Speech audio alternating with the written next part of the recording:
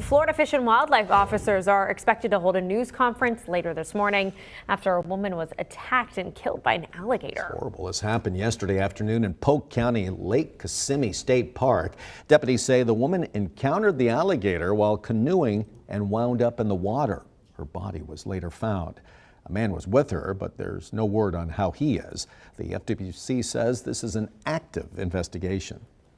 FWC officers will work with our biologists to determine the factors that led up to this incident, and the medical examiner will ultimately decide the final cause of death. Trappers are working the lake to remove the nuisance alligators. Now, this is nearly the same place where this past March a kayaker was bitten in the arm. We'll bring you what we learned from that news conference later today, both on air and online. Well, speaking of wildlife, we are learning more about a deadly bear attack in southwest Florida. Right, Florida Fish and Wildlife say they have killed 3 bears searching for the one or more that attacked an 89-year-old man and his dog. The man's family saw the bear attacking the dog Monday morning and then went to find their father, only to find his home destroyed. Here's a little of that 911 call. The bear just got the dog.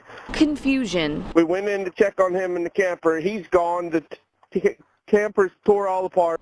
They found all of his clothes in the woods. The FWC says DNA samples were collected at the scene and are headed to Gainesville for analysis.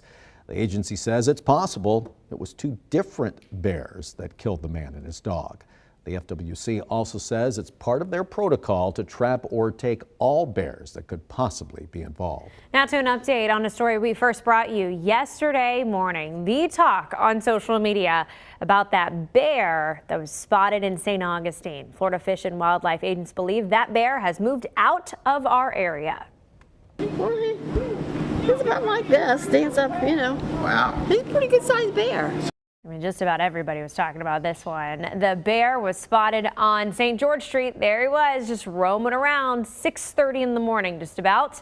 Police followed it through the Lincolnville neighborhood until it went into a marsh, we're told, around 10 in the morning.